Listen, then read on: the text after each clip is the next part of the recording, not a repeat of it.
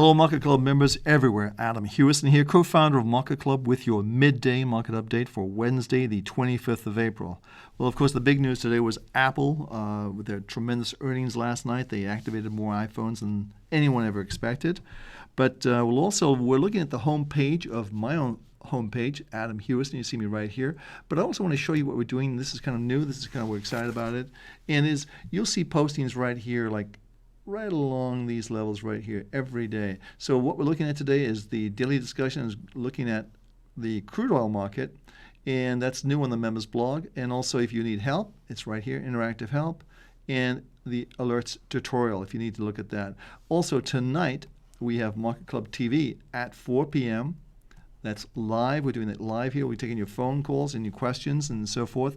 And I think you'll really enjoy it. But you can also submit questions on the members blog, the members only blog. So let's just clear the screen off on that. And let me just show you quickly how this works, because you can just go from this screen. You have two options to go to the blog. You can just click on the new members blog right here. And that takes you to the DailyXchange for Wednesday. And of course, that's something we like to put. This is part much earlier. We have 8 comments on there already from members. And again, if you're a member, we encourage you to make comments. And believe me, there are no stupid questions. That's the bottom line. You just ask the question. We'll do our very, very best to try to get it answered for you. And we'll go from there. So let's go back to our portfolio, which I can do 2 ways. I can go here, or I actually have a link already made up for that. So let's go to look at the S&P 500, which is now a plus 55. So it's officially back into a trading range. And of course, it's up about 1% today. So let's look at the chart and see exactly what's just going on in this market. So just simply double click here, and that brings us the chart up. You can see the score is 55. We're looking at a daily chart. We're only looking at 1 month, so let's go a little further, look at 3 months. But you can see pretty much for the last, gosh, what is that, 10, 12 days, we've just sort of been going sideways, trapped in this sort of range between the midpoint of the Donchian channel, which is right here, and the lower point of the Donchian channel, which is right here. And also, if you can go further back, you can see this has just been like a really long sort of extension. What we need to do is move over this level and close over this level, and then I think we'll have a chance to take out the 1420 and go to our target zone, which is 1550 to 1600 on the upside. But again, we have to take out this level, and we're looking for this to happen sometime in the June period, cyclically if it happens. But the key thing to look at is always look at the trade triangles. Don't fight the market, go with the flow. So if the trade triangles are in the monthly column up, it means the market's going to go higher. And if the red column is in the weeklies, like it is here, which is right here, it means the market's going to be down. That's an intermediate term trend. So that's why you have the dichotomy of the two changes here, the weekly and the monthly, meaning more of a trading range. And that's exactly what you have, and that's exactly what our score reflects. So you see a plus 50 to a plus 65 level. So the score will be plus 50 to plus 65. It indicates that's a trading range. So always remember that. So let's clear the screen, go to our next market, and let's see how that market's doing. So let's just go here and go to our little curlicue. There's the Dow Jones. And again, this has got a really important element to overcome. It's right here, and this is a close on the high, 13,115 with 13,000. So we're about 60, 70 points away from there. But if we could close over this level, you can see we got close to it today. The high was 13,105, and the high we saw here was 13,131. So it's very close to that. But that's the area of resistance. However, you have the PSAR, excuse me, in a positive mode. You have the monthly in a positive mode. And you also have the weekly in a negative mode. So it gives you that 65. Remember, 50 to 65 is a trading range. That's exactly what we have. What's encouraging here to me is what we're seeing with the PSAR and also what we're seeing with the MACD. Now, the MACD is the indicator we put on the bottom of the chart. And you can see it's basically flattening out like this. And it's just about to turn up. When that turns up, that's going to be an indication that the trend, the momentum is certainly moving back to the upside. But generally speaking, we have a daily, which we don't pay that much attention to, and a monthly that are both positive. So it's two positives, and we have this one negative with the weekly. So let's clear the screen off, go to our next market. That's going to be the NASDAQ, and of course the NASDAQ is up today because of Apple's incredible earnings, which everyone's talking about, of course, and we'll be talking about Apple in just a moment. So let's go to the NASDAQ. And you can see the NASDAQ, really, it's still up on the day. It is higher for the week. However, it's not exactly a runaway type market. Again, the key levels, you've got this midsection here in the Donchian trade channel. You've got the PSAR, which is also above the market. So it's still a minus 60. So minus 60, while it's a trading range, the bias is towards the downside more than the upside. A plus 60 would be the opposite, of course. That's the bias would be on the upside. So I think for the moment, you're seeing a flattening of the MACD, but it hasn't made the turn yet, and you're also below the PSAR. So I think this market's going to have a little bit more work to do if it's going to break out to the upside. And again, these are the levels, these two very important levels, 3,058, I think, so 3,060, I'd have to say, would be a very important level to move over. Let's see how that plays out. So it's quite a ways from there right now, and but let's see if we can get some more momentum going towards the end of the week. So let's look at in fact, let's go and take a look at Apple right now, because that's a big one. And here it is, Apple. You can see it's up 8.48%, $47.37. Let's look at the charts. A plus 55. We know just based on that alone, it's a trading range. And I've already drawn in the Fibonacci numbers on this, because I think this is really where Fibonacci really shines. So let's just go a little closer. And you can see, so we've drawn it from the high level right here to the lows, and it gives you the sense of where this market's going. So we drew it from this level right here all the way down to the lows right here. And as you can see, today's action takes it right back to the 61.8% Fibonacci retracement. And you can see it's a red candle, so it's not exactly blowing the market away. While it's come up, the earnings were very good. It doesn't seem like there's a lot of steam to push this market higher at the moment. Now, based on our trade triangle technology, the longer-term trend, as we've said in Apple all along, is bullish. It's from 355.13. The market's currently obviously trading at over $600.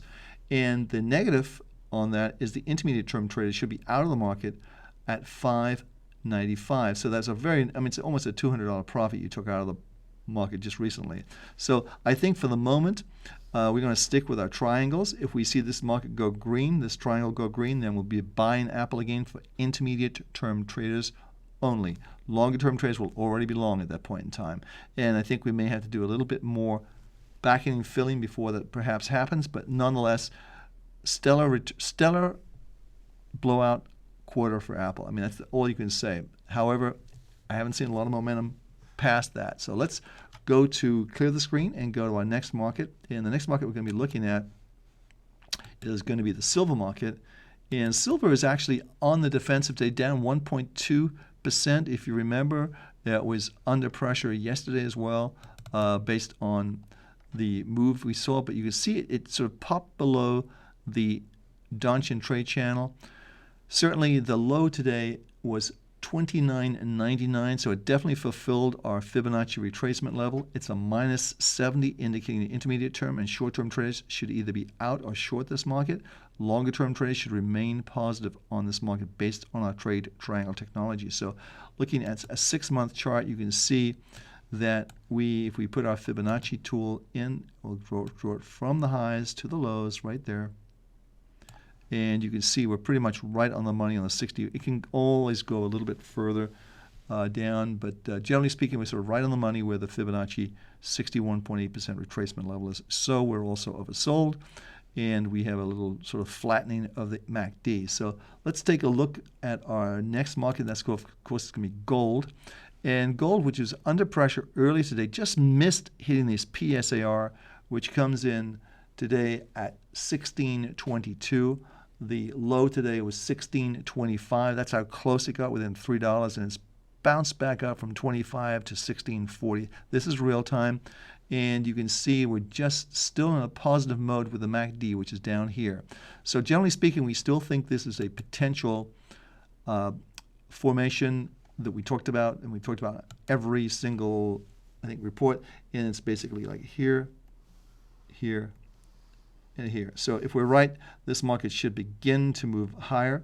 You can see our daily just kicked in today, or yesterday I should say, and we still have our weekly and monthly still negative. So that's the downside, the negative there. We need to see these markets turn around if it's going to go higher. Key levels to watch, obviously, this coming week is the 1700 level, and then longer term, the 1800 level. So those are the markets, they're the lines everyone's going to be watching. And of course, on the downside, 1600 is going to be a big number for this market as well. So if we go through 1600, that's $1,600 an ounce. We're going to see a further downside pressure. So let's clear the screen and go to our next market. And the next market we're going to be looking at is going to be copper. And copper is sort of trying to base out. You see our long-term trade triangles are positive. The weekly is negative, meaning intermediate-term traders should be out of the market. And our daily are positive. Those three triangles, two of them are green. And the daily triangle is a little more important in copper prices because it is a commodity, and the momentum is a very important element there. So you can see, basically, if we scope this in just a little bit closer, you can see that our MACD, and I just want to share this with you, the MACD just turned up right there, meaning the blue line intersected the red line, and it's now in a positive trajectory. You can see when it's been sort of a little bit flaky here because the market was flat for so long. But generally speaking, it looks like the market's been trying to build some sort of a base. It hasn't done it yet, hasn't confirmed it, but it looks like it's trying to build a base. You see we've taken out the PSAR, which means the momentum short-term is on the positive, which is reflected in our daily triangle. You can see the scores of 55, meaning it's a trading range, and that's what you should be looking at right now. So let's clear that screen off and go to our next market. And the next market we're going to be looking at, let me just get my tool and tool ready, and then we'll go to the next market. So be sure to check out the blog right here and talk on our daily exchange. I think you really enjoy that. I know I do. So let's go to our next market, and the next market is going to be crude oil. This is the June contract, and that was the subject of discussion today in the members blog. DailyXchange for Wednesday, 425, something to look at today, crude oil. And crude oil's had a very interesting move.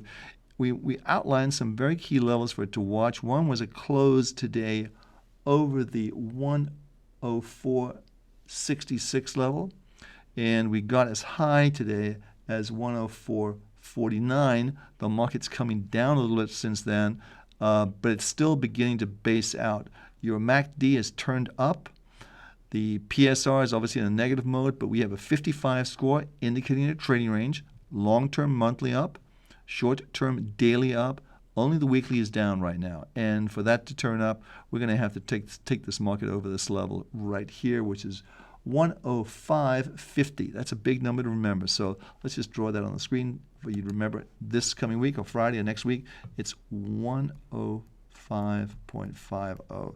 Market needs to go over this level to get its momentum on the upside. You can see how it's just every time it gets down to here, it sort of bases out and it has a little pop. So let's see how that plays out. But generally speaking, the long-term trend, we still believe it's positive. So let's clear that off. Go to our next market. And the next market we're looking at is going to be the United States Oil Fund, the USO. And you can see basically it's very choppy here for the last several weeks. And as we go down here, the volume has been pretty light, but we're just beginning to turn up on the MACD. And I think you've also got your monthly trade triangles positive. But again, we outlined the number there to look at. We was this very short number right here, which 39.61. We got as high as I think 39.36 today, and it's sort of flattening out a little bit. So generally speaking, we think the market is in a mode trying to base out, but it hasn't got there yet. So let's see how that plays out later today. So here we are looking at the Forex, the euro dollar against the dollar.